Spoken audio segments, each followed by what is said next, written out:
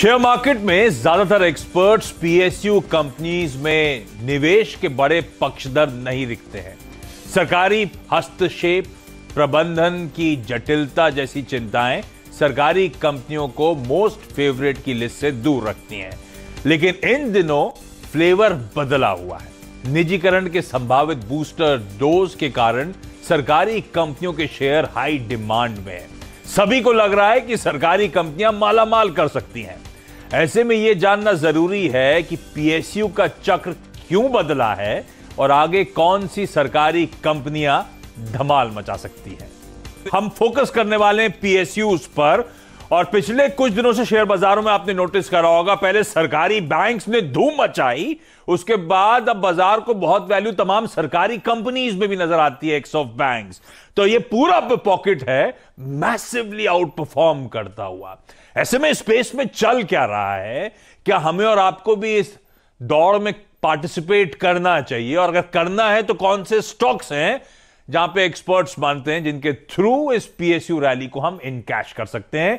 यही फोकस होना है अगले आधे घंटे का। आप लोग की स्क्रीन पे आपको नजर आएंगे जियोजीत फाइनेंशियल सर्विसेज के गौरांग शाह सर, जिनसे बातचीत करनी है, और साथ साथ सैंक्टम वेल्थ मैनेजमेंट के आशीष चतुर्मोता। ये दोनों एक्सपर्ट्स हैं और ये दोनों पीएसयूज पे खासतौर पे बहुत पैनी नजर रखते हैं। इनमें से इन दोनों का आपने चैनल पे कई बार सुना होगा पीएसयू कंपनीज के बारे में बातचीत करते हुए, पीएसयू ईटीएफ्स बीज के थ्रू इन्वेस्ट करने के लिए। तो इनसे डिटेल में करनी है मुझे चर्चा। और साथ साथ स्क्रीन पे प्रदीप भी नजर आएंगे आपको। प्रदीप से जानने की कोशिश होगी शुरुआत में कि ये पीएसयू बैंक्स इस तरह की लाइमलाइट क्यों बटोर रहे हैं, चल क्या रहा है। अच्छा, जरा कुछ ग्राफिक स्क्रीन पे दिखाई डायरेक्टर साहब। पहले क्यों हम लोग इसकी चर्चा कर रहे हैं, क्योंकि पिछले कुछ दिनों में सरकारी बैंक्स में क्या मूवमेंट आया है। आपकी स्क्रीन पे ग्राफिक्स आएंगे, वो ग्राफिक्स में सेंसेक्स, सरकारी कंपनीज और सरकारी बैंक्स, इन तीनों के इंडेक्सेस स्क्रीन पर देखिए आपके, किस तरह का मैसिव आउट परफॉर्मेंस है सरकारी बैंक्स में। इस महीने 45% के रिटर्न्स दे डाले इन सरकारी बैंक्स ने। इस तरह की धूम मचा रखी है, इस तरह की तेजी है। और जो स्पेसिफिक सरकारी बैंकिंग स्टॉक्स हैं, इस महीने के रिटर्न्स भी स्क्रीन पर लेकर आइएगा। 15-20% से लेकर 90% तक इस महीने ऑलरेडी ये सरकारी बैंक्स उछाल दिखा चुके हैं। ये हो क्या रहा है प्रदीप? ये जो आपने चक्र लगाया है ना, मुझे ऐसा लग रहा है कि मैं कोणार्क के सूर्य मंदिर में पहुंच गया हूं। तो ऐसे ऐतिहासिक वाली फीलिंग आ रही है। तो मैं आपको बताता हूं, एक समय की बात है, मैं बैंकिंग एनालिस्ट हुआ करता था एक ब्रोकरेज में, और बैंक ऑफ इंडिया का शेयर उस समय चलता था 38 रुपए। मैंने उस पर एक रिपोर्ट बनाई थी और बहुत हिम्मत करके 54 रुपए का टारगेट दिया था। हाई क्या बना मालूम है आपको? 5 साल के अंदर करीब करीब बना था, मैं आपको एग्जैक्ट बताता हूं, 589 रुपए। यानी वहां से 10 बैगर। पर 2001 में, यानी ये मैं 2003 की बात कर रहा हूं, उसके 2 साल पहले 9 रुपए का लो बनाया था इसने। तो 9 रुपए से करीब 600 रुपए। इस तरह का जब वक्त बदलता है तो आपको शेयर के भाव दिखाई देते हैं। इस बार भी शायद लोगों को लगता है कि वैसी कुछ कहानी रिपीट हो सकती है, इसलिए देखिए इस समय फिर से इनमें बाइंग हो रही है, क्योंकि आज उस 600 रुपए के हाई के सामने आज भी आप तो इतनी अच्छी तेजी की स्टोरी बता रहे हैं, लेकिन उस तेजी के बाद भी आप 1/6 पे हैं। और इस 1/6 के दौरान क्या हुआ 10 साल में? बैंक ऑफ इंडिया का एनआईआई 6,000 करोड़ से 18,000 करोड़, यानी 3 गुना। एसेट्स 3.25 लाख करोड़ से 6.5 लाख करोड़, डबल से भी ज्यादा। नेटवर्थ या बुक वैल्यू 14,000 करोड़ से 45,000 करोड़, यानी 3 गुना। तो प्राइस टू बुक पे उस वक्त जिस मल्टीपल पे ये चल रहा था, जब इसने अपने हाइस बनाए थे 2010 में, उसके मुकाबले में आज आपको 1/3 मल्टीपल भी मिले तो भी वही भाव होना चाहिए। और वहां से आप कितनी नीचे है, तो मल्टीपल वाइज आप 1/18 पे हैं, 5% का वैल्यूएशन दे रहे हैं। तो बहुत डीप डिस्काउंट लोगों को लगता है, लेकिन हाँ, उसकी वजह है कि इनके एनपीएस वगैरह काफी बढ़ गए। लेकिन अगर आप इस वक्त इसके 9,000 करोड़ के नेट एनपीए यहां से निकाल दीजिए, तो भी इसकी जो एडजस्टेड नेटवर्थ बनती है वो भी तो 35,000 करोड़ बनती है। उसके सामने भी आप ये डिस्काउंट पे चलते हुए फिलहाल देख रहे हैं इस स्टॉक को। और ये बात दूसरी तमाम बैंकों के बारे में, ये मैंने मिसाल के तौर पे लिया क्योंकि ये हिस्टोरिक है मेरे लिए भी, और इस समय भी जो सारे बैंक चल रहे हैं हमें समझ में आ गई स्टोरी है क्या। बिल्कुल, तो यही बात हर जगह है। और ये बात तो सिर्फ इस बात पे है कि ये पीएसयू बैंक के तौर पे ही अगर यहां से कारोबार सुधरने लगे तो कहां तक जाना चाहिए, लेकिन अगर प्राइवेटाइज हो जाए तो तो वो कहानी और भी इंटरेस्टिंग है। आप आईसीआईसीआई बैंक और एसबीआई को कंपेयर करिए, एनपीए की प्रॉब्लम दोनों में कोई बहुत अंतर नहीं है। और वैल्यूएशन कैसे है, आईसीआईसीआई बैंक अपने बुक वैल्यू से 3.5 गुना पे ट्रेड हो रहा है और एसबीआई अपने बुक वैल्यू से 1.35। वो भी अभी तेजी आ गई इसीलिए। हाँ, तो वैल्यूएशन गैप इतना बड़ा है। तो एक सरकारी बैंक जो सरकारी बैंकों के हिसाब से भी अपने हिस्टोरिक वैल्यूएशन से बहुत नीचे है, अगर प्राइवेट हो जाए तो अब आप तो ये बेसिकली जो डेवलपमेंट्स रिपोर्ट किए गए थे कि प्राइवेटाइजेशन की तैयारी, 4 बैंक शॉर्टलिस्ट कर लिए गए हैं, उस कड़ी में उस खबर के बाद से इस पीएसयू बैंकिंग स्पेस में हम देख रहे हैं इस तरह की स्ट्रांग रीरेटिंग होती हुई, लोगों को बहुत वैल्यू, एम्बेडेड वैल्यू अब इस पूरे स्पेस में नजर आ रही है। गौरांग सर, ये प्राइवेटाइजेशन पीएसयू बैंक्स का टेक ऑफ होना वैसे सच अब मुश्किल है और उसमें बड़ी दिक्कतें आनी है, एम्प्लॉइज को लेकर, यूनियंस को लेकर, हमेशा हम देखते हैं। ये बताइए, शेयर होल्डर्स के पर्सपेक्टिव से क्या वाकई वेल्थ क्रिएशन की गुंजाइश आपको नजर आती है स्पेस में? मैं अभी सिर्फ सरकारी बैंक पे फोकस करूंगा, सरकारी कंपनीज बाद में। धन्यवाद आशीष, आप सभी को शुभ दिन हमारे तरफ से। तो पीएसयू चक्र मेरे ख्याल से बहुत ही उचित नाम दिया है इस विषय का आपने। और 2014 के पहले सरकारी राजनीति और कुछ चुनिंदा कॉरपोरेट नामों के बीच के चक्रव्यूह में सरकारी बैंक फंसी हुई थी। 2014 के बाद काया परिवर्तन हुआ है और इनकी कुंडली में भी परिवर्तन हुआ है। और आज वास्तविकता यह है कि जो भी नीतियों के बदलाव के पश्चात जो जमीनी स्तर पर लागू किए जाएंगे आने वाले भविष्य में भी, उसके आधार पर मुझे लग रहा है कि एक समय था जहां पर लोग पीएसयू कंपनियां या पीएसयू बैंक को मेरे ख्याल से बिल्कुल नजरअंदाज कर रहे थे और पक्षपात हो रहा था निजी कंपनियों के तरफ और बैंक्स के तरफ। लेकिन अब ये जो बदलाव हुआ है उससे हमें लग रहा है जियोजित पे कि कुछ नाम ऐसे हैं सरकारी बैंक्स में और कंपनियों में जिसको आपको नजरअंदाज नहीं करना चाहिए और आपके पोर्टफोलियो में इनको शामिल करना चाहिए। एक बात बिल्कुल कहना चाहूंगा यहां पर आशीष, कि जो नाम आपके और हमारे सामने या बीच में आए ये रॉयटर्स के तरफ से हैं, अगर मैं गलत हूं तो आप मुझे सही करना। सरकारी सूत्रों के तरफ से मेरे ख्याल से कोई स्पष्टीकरण आया नहीं है और हमने पिछले 3-4 दिनों में 30-40% की ज्यादा की बढ़त कुछ नामों में, बैंक सरकारी बैंकों के नामों में देख चुके हैं हम। तो थोड़ा बहुत सावधान रहने की भी मैं यहां पर बात करूंगा। बिल्कुल ठीक है। और हमने उसके बाद गवर्नमेंट ऑफिशियल की तरफ से जो सूत्रों के हवाले से जो खबरें आई वो अपडेट भी दी है, उसके बावजूद इन स्टॉक्स में रैली, इन स्टॉक्स में मोमेंटम नहीं थमा, ये तो फैक्ट है। अच्छा आशीष जी, स्वागत है आपका भी। क्या आपने अपने पोर्टफोलियो में इस प्राइवेटाइजेशन के डेवलपमेंट के बाद प्राइवेटाइजेशन रिलेटेड कोई बेट लिया? Good afternoon Ashish ji. देखिए, हमने तो जो सबसे ज्यादा फोकस किया वो 2 चीज पे किया। एक था स्टेट बैंक ऑफ इंडिया और दूसरा हमने फोकस किया पीएसयू बैंक 20 के अंदर में, क्योंकि वहीं पे आपको सबसे ज्यादा वेटेजेस आप देखेंगे। जो टॉप क्वालिटी बैंक्स है, state bank of India, bank of Baroda, इनका वेट काफी ज्यादा था, तो वहां पर पे फोकस किया। ये जो स्पेसिफिक 3-4 नाम का भी आया उन पे हमारा इतना ध्यान नहीं रहा, बट ओवरऑल हमने जो फोकस किया जहां पर हम मानते हैं कि बड़ा रीरेटिंग हो सकता था, जैसे कि स्टेट बैंक ऑफ इंडिया जो करीब 10-11 साल से कंसोलिडेट कर रहा था अपनी एक रेंज में 370 से लेकर 150 की, उस रेंज को जैसे इसने क्रॉस किया तब हमने इसके ऊपर काफी बार बाय भी दिया और अभी भी हमारा मानना है कि बड़ी रीरेटिंग कहीं हो सकती है तो वो स्टेट बैंक ऑफ इंडिया जैसे स्टॉक के अंदर में बनी हुई रह सकती है।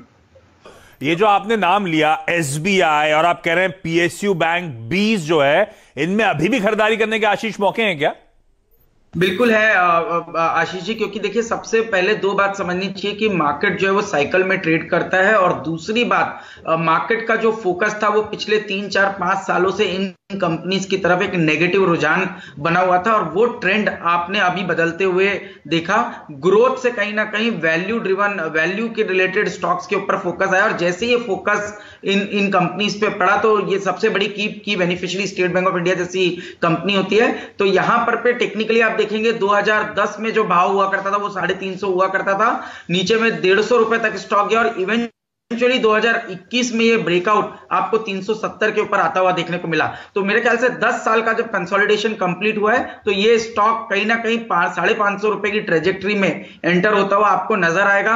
मैं समझता हूं 370 के स्टॉप लॉस के साथ positionally state bank of India के अंदर एक लॉन्ग पोजीशन बनानी चाहिए। फंडामेंटली भी आप जानते हैं 0.8 टाइम प्राइस टू बुक पे इस समय ट्रेड कर रहा है, जबकि जो प्राइवेट सेक्टर बैंक है वो कहीं ना कहीं 2 से 3 के प्राइस टू बुक पे ट्रेड करे तो बड़ी rerating state bank of India में बनती हुई नजर आएगी। बिल्कुल ठीक। तो एसबीआई पे दाव लगाना है, अभी भी बड़ी रीरेटिंग होती हुई आपको नजर आएगी। और सरकारी बैंक्स पे दाव लगाने का एक अच्छा विकल्प हो गया, बीज खरीद लीजिए। पीएसयू बैंक बीज, जिसमें एसबीआई 30% एक्सपोजर रखता है, bank of Baroda, PNB, Canara bank मेरे ख्याल से 15 से 16% का है वहां पे एक्सपोजर है। तो इन लार्जली 4 बैंक्स और बाकी सब पे थोड़ा बहुत वेटेज आपको मिल जाएगा और वो ज्यादा बेहतर तरीका हो सकता है इस पीएसयू बैंक्स के मोमेंटम को राइड करने का। लेकिन इंटरेस्टिंगली आशीष ने एसबीआई की बात करी और गौरांग सर की भी सबसे प्रेफर्ड बेट अभी भी एसबीआई बना हुआ है। गौरांग सर, किन स्टॉक्स पे, किन सरकारी बैंक्स पे आप दाव लगाओगे फंडामेंटली?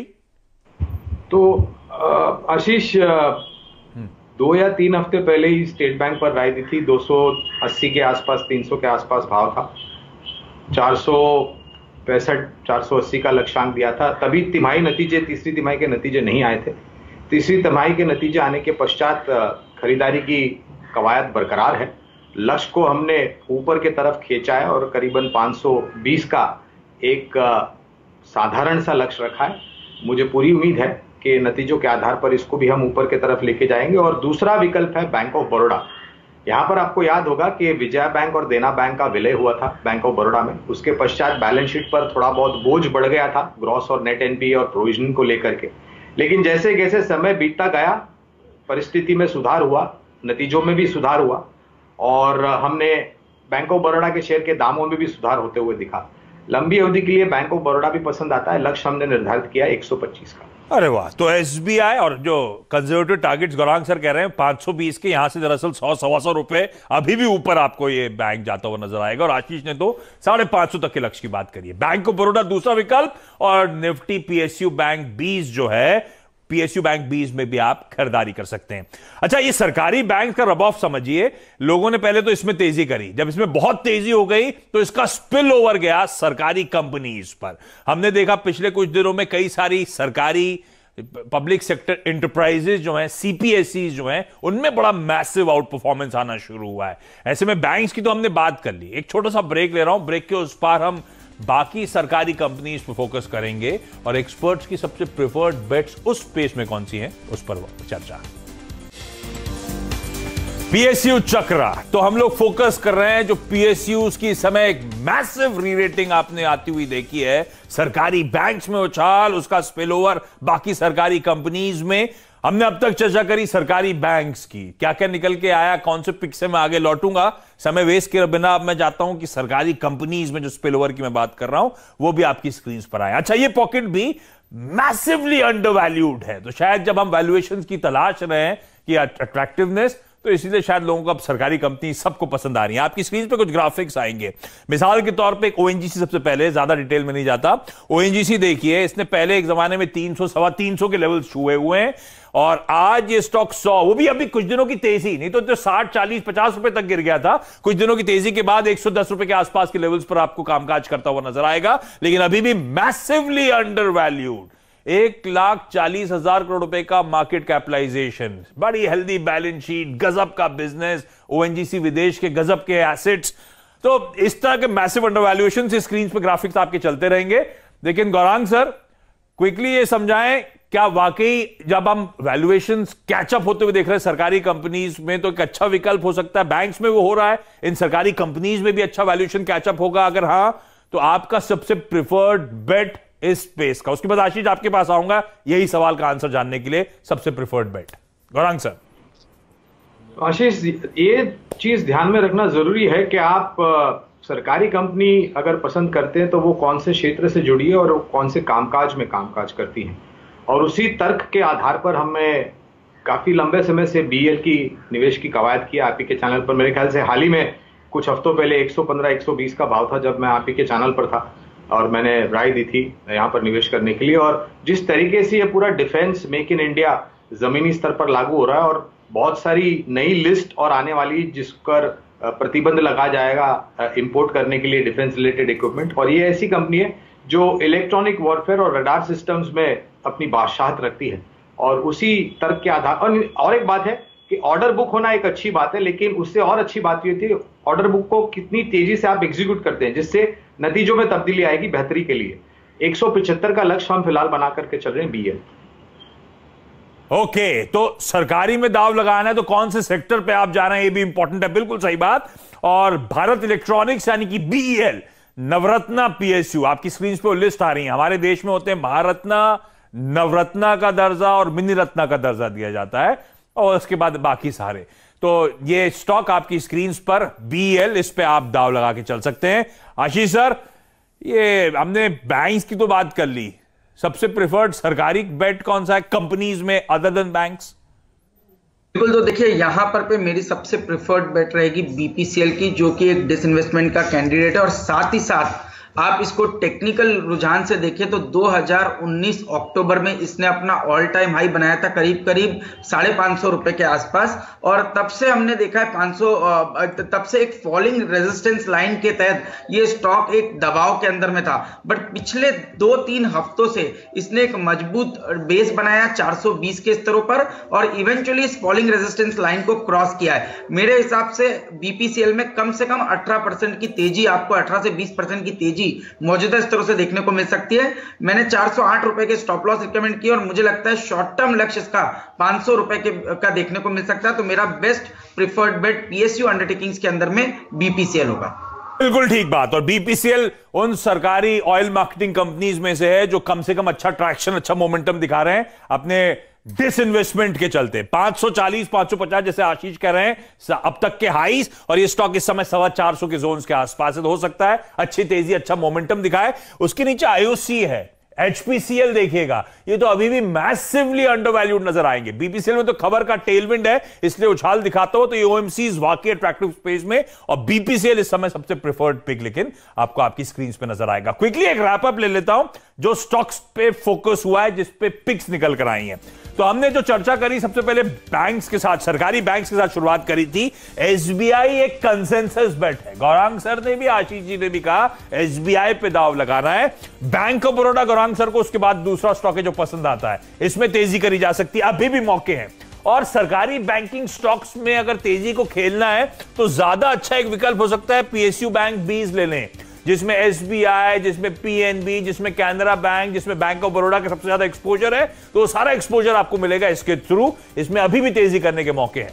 इसके अलावा सरकारी कंपनीज पे एक्स ऑफ बैंक अगर कहीं फोकस करना है, क्योंकि वहां पे भी हम देख रहे हैं अच्छा मोमेंटम, अच्छी तेजी आ रही है, तो भारत इलेक्ट्रॉनिक्स लिमिटेड में अच्छी तेजी यहां से गुंजाइश बन रही है। जिस सेक्टर में है, जो थीम में है, वो इस समय फ्लेवर में भी है। और उसके अलावा BPCL, ये सबसे ज्यादा सरकारी कंपनीज में न्यूज ड्रिवन स्टॉक, एक बड़ी टेलविंड सामने खड़ी हुई है डिसइन्वेस्टमेंट की, स्ट्रैटेजिक डिसइन्वेस्टमेंट की। ये स्टॉक आशीष जी को खास तौर पे पसंद आता हुआ, तो इसका एक स्क्रीनशॉट ले लीजिए।